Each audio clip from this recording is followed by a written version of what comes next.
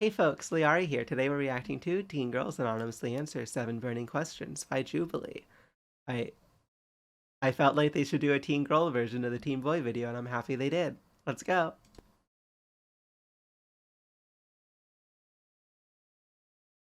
Oh, I need to do this audio levels, right? So far, so good. In an age of callouts, culture wars, and perfect facades, people can be afraid to express Okay. how they really feel. It's working. So we brought together 7 strangers, protected their identities, and asked them all 7 burning audience questions. Audience What questions. will be revealed when we take the mask off? Jessica, Bob, Alex, Jasmine, Chloe, Valerie. Wait, who's? Oh, I didn't catch the last one. If the answer is yes, you will flip on your life. I watch porn. Oh, that's 3 people who said yes. I don't think I've like ever talked about it with anyone because it's like, I mean, it's not just something you casually bring up. Like, oh yeah, see that one thing? Yeah, me too. I don't really talk about it, but I started talking about it like, Watched the porn video on Pornhub last night. Some good ones got uploaded. during quarantine. Me and my friends, like, it was like day like 5,000 of quarantine, and we were like, "Do you guys watch porn?" And then we all just said, "Yeah," and we're all girls. Like, it's just like we might never see daylight again. Might as well like tell each other like our deepest, darkest secrets. Yeah, we watch Yeah. porn, and like since I'm in a relationship, I don't really watch it that much now. I mean, like when I do watch it, it's just for educational purposes. I'm gonna bring everyone else in the conversation now. Okay. I feel like the whole concept of it is kind of corrupt and it's kind of like objectifying women. If men go to, or women go to like the site and they're just seeing pornography, it's kind of like this idea that women are just objects because it's for the male pleasure. I don't even see it as an educational purpose because it doesn't show what sex should really mean. I will say, like, there's Back in high different porn websites. Like, the porn websites that are catered towards women are definitely like, you can tell they're like more niche and like less budget and stuff. But like, I can't think of any at the top of my head because I don't really watch that much porn. But yeah, like there's definitely like the typical websites that you hear of like Pornhub and stuff. Like, I get what she's saying because like there is definitely like the vast majority of it is catered towards men and putting women in specific straight men and catered towards like putting women in specific situations and all that. But I do think like there's porn out there that is like made with that kind of perspective in mind too. I don't know. school, it would be so annoying because anytime I would want to wear like nerd glasses for like my style, I would be called Mia Khalifa all the time. It's just ridiculous. Like not every girl with brown hair or brown skin looks like Mia Khalifa. It doesn't make any sense. Do you think that hairy Yeah, that's definitely bodies are frustrating. attractive? Especially like when you're in high school and like teenage boys watch a shit ton of porn and they're just comparing you to porn stars. Like, what? Just because like you happen to wear something that's in the porn, that's Personally, their me, style. I'm not really paying attention to like the body. I'm paying attention more to the person. And if I'm not a huge fan of hair, but like it's more like if there's too much hair, then like, oh, some hair completely disqualifies. But like I can live with it. Just, I mean, I'm into women, so like I feel like the fact that I'm not into a ton of hair isn't like the most absurd thing in the world. you make me laugh, then that's really all I need. When I was a kid, I saw this ad for hair removal, and I saw this girl take off her hair on her arm, and I was like, no, it looks so pretty. I thought it was really pretty. And then growing up, I realized, oh, maybe it's not an attractive thing to society. So I started shaving it, and I guess now I'm like going back to what I originally thought when I was a kid. I will say, like, I think definitely like you don't have to be like completely smooth skin or anything like that. Yeah, like, I can deal with some hair, and I think that's fine. But definitely, like, I don't know, it's like itchy and stuff to me. For me, I find it more cleanliness to be clean and I guess have just no hair on your arms it's not really a social thing, oh, because someone else is doing it, I'm doing it. It's more of a personal thing. It's a little weird for me to equate like being hairless with being clean. That I'll say. The like cleanliness thing, like I can say this because like also like person of color, like also that is something that was like pushed onto me as a Latina. Like, oh, you have to be like perfect and you have to look this way because how else will men want you? Soap still exists. Like hair doesn't stop soap from cleaning you Yeah. in any way, and if it grows on you, then that's like natural. And also like hair grows in specific places to keep it clean. Like your vagina and stuff like down there, the hair grows down there to help keep it clean and to keep stuff out of it. Having hair doesn't mean you're not clean. It just means you gotta clean it. I don't like the way I look.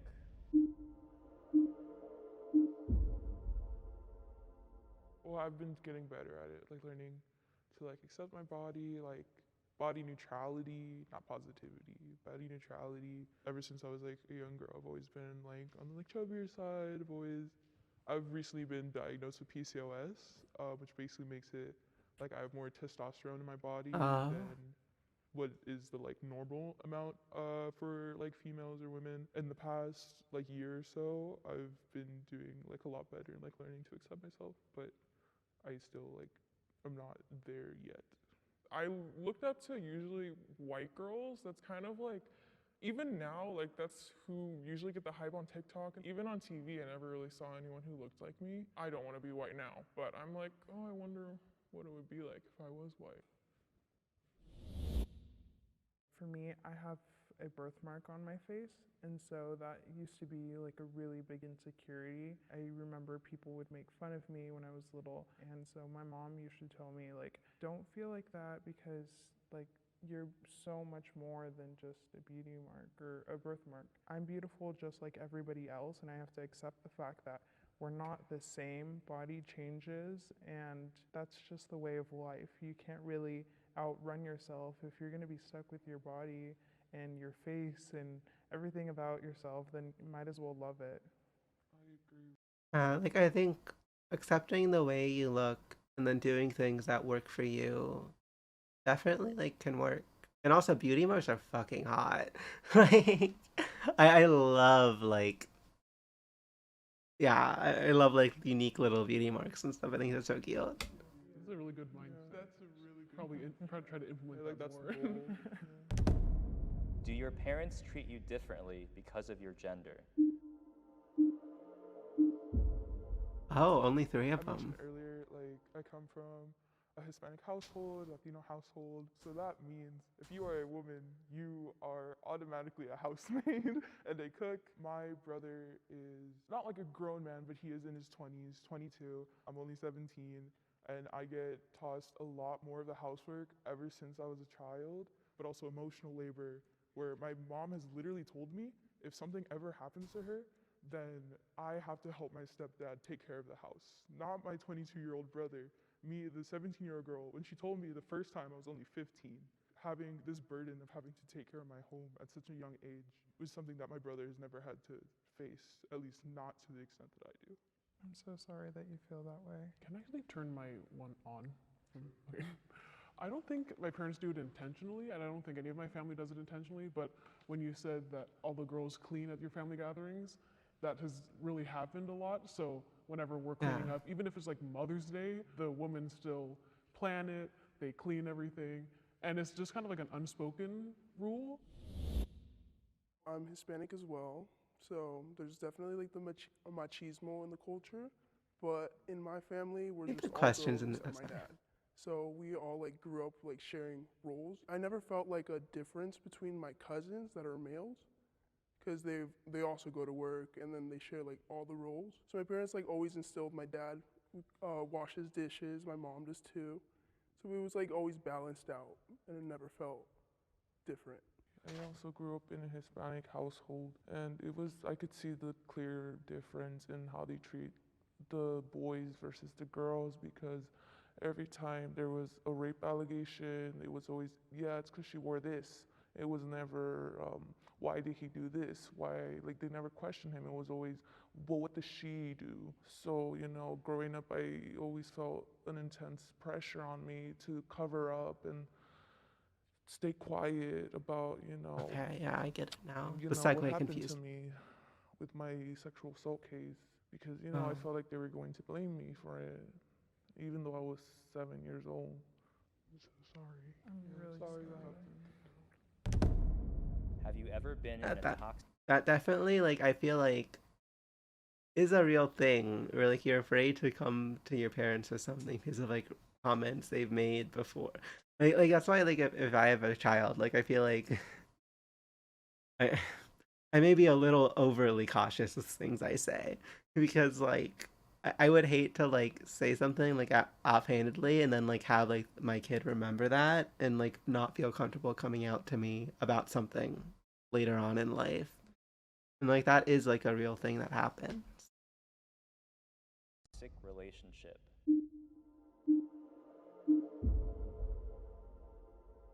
Yeah, I definitely have.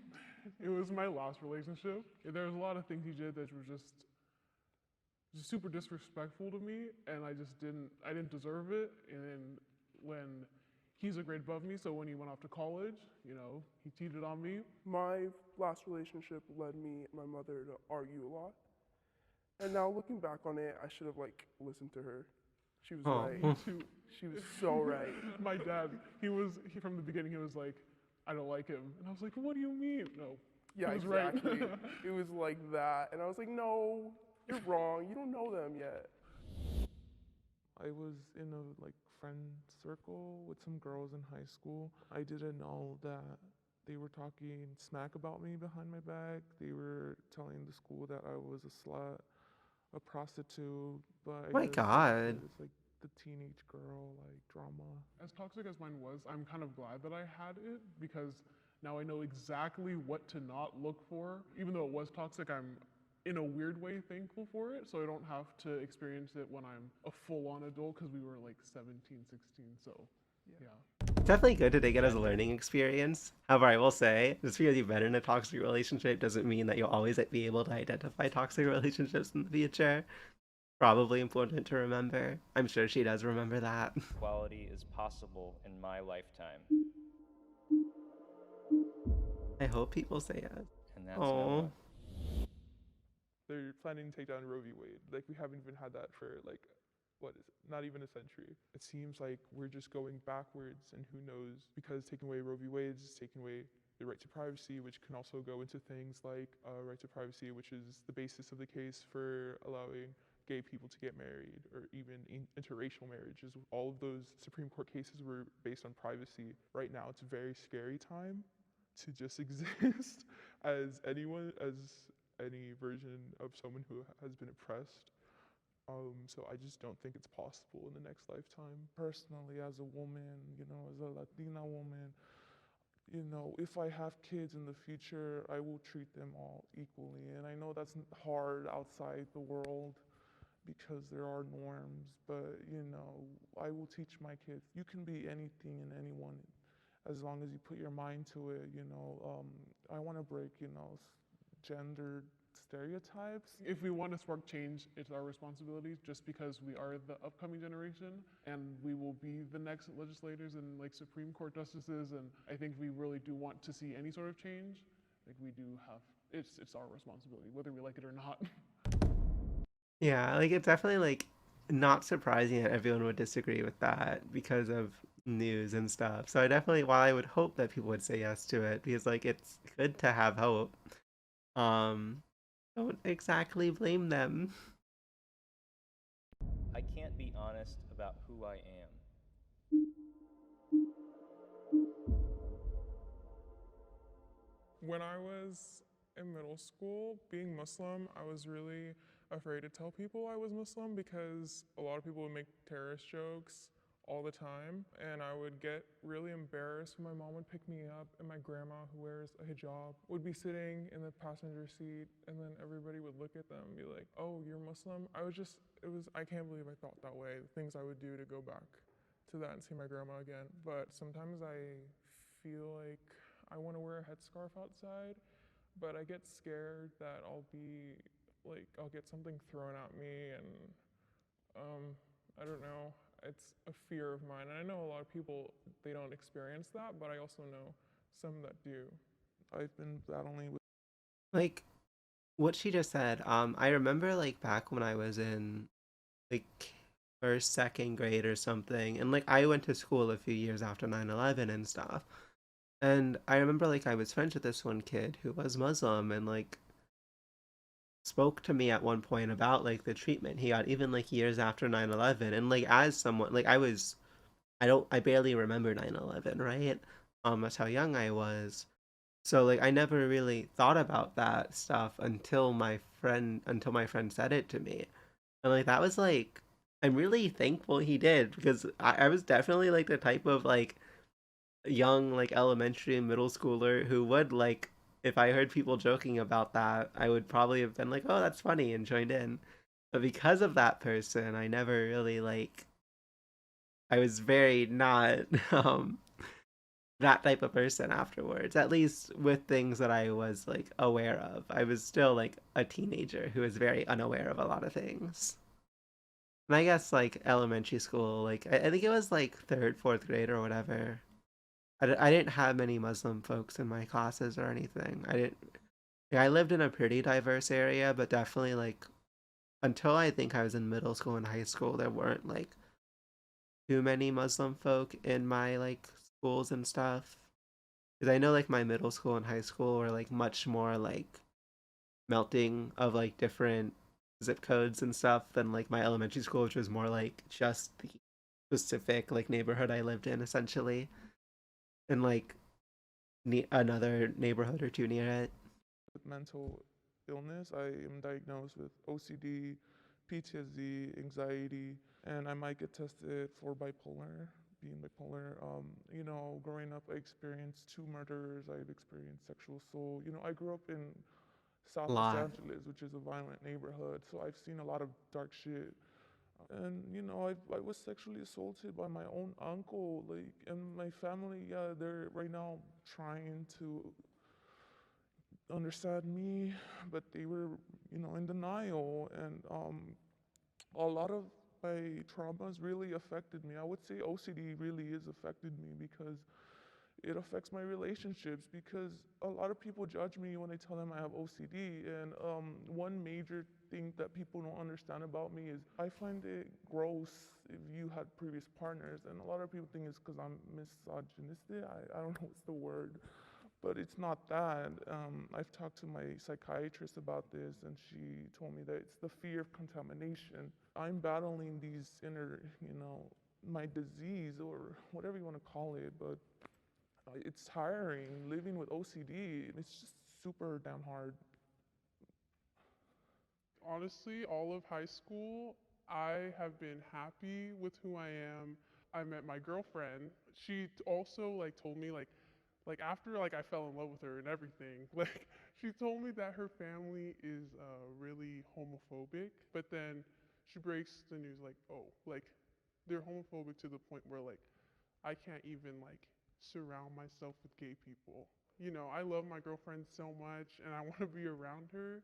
I literally had to go back into the closet. That's like a really big shift for me because I'm out like in 7th grade, and then senior year of high school, I'm shoved back in. And I know I should like remove myself from this, but I really can't because I'm dating her and not her family. It just like sucks hearing like all that like stuff, especially because my brother's trans and all of like my siblings are literally part of the LGBTQ community. I know the easiest way is to like break up with her, but like she did nothing wrong. Like she's um she's unlearning everything they taught her. I even went to her church and they talk about gay people too, and it's just sad. And like, I just think of her going through it alone, and like, she has to hear that too. Like, it's not just me taking the hit; it's also her. I'm sorry. I feel so bad for that person. Like, what the fuck? That's so hard to deal with. I can't like imagine like dealing with dating someone whose family is like just completely against like not only my existence but also my girlfriend's existence. Like that's fucking yeah, can't deal with that. I love talking about different issues, especially since we're all like around the same age. I thought it was really cool. I've never got to experience something like this. I enjoyed it, feeling like we could talk about anything and everything without fear of repercussion. I think it was good to hear everyone else's opinions, to realize that we're not as different as we think we are. We have a lot in common, and I think that's really comforting. So I'm really glad to learn that people have the same ideas as me. You can? Okay. Well, congratulations, because that seems difficult as hell. I did like the video. I think, like, I saw some of these comments beforehand, and they are right. Like, these questions were not as good as the teen boy thing, but they weren't bad. They were just, like, yeah, way less burning. It's easier if you don't feel attached to family. I mean, I just mean, like, the being with someone whose family is like an active part of their lives, like, because this is someone who is a senior, right? So they clearly still live with their family. So I think, like, I don't know, it's difficult to emotionally deal with, because even if, like, you're okay with it, you're still dealing with your partner's emotions and everything. So it's pretty hard. Most questions. Most questions were about image and self-esteem, but they weren't specific to teen girls. What about questions about teen pregnancy, body image, feminism and men's rights, sex, social pressure, future goals and dreams? Very true. Yeah, I would have liked all of these questions. Yeah, that's true. Definitely, yeah. Great concept, bad execution. I wouldn't really consider these burning questions, though. Questions about self-image and body hair are not burning questions. Don't act like this is groundbreaking, because we all know those answers already. I do think, like, this was, like, they had too many questions that were just like, oh, this thing. I don't know. Guys' questions. I fear death. Girls' questions. Honesty is important. Yeah. Jubilee, we don't mind having 30 minutes or more episodes. 7 questions isn't really enough, and the questions in this episode weren't as interesting as the boys' episode. I do agree. Like, if they had, like, 10 questions, that'd be pretty cool. Because, like, it gives you more room to ask, like, just the more generic questions and, like, establish people's personality, while also getting more in depth and having some interesting content. So, Holy, please redo this. I know you guys.